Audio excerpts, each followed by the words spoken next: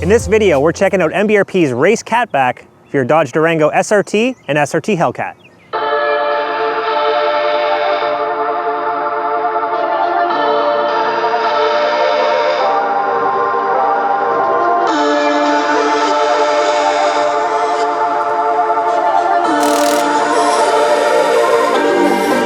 All right, so we got the MBRP system installed. The factory cats stay in place. MBRP picks it up right here. Into our 3-inch tubing.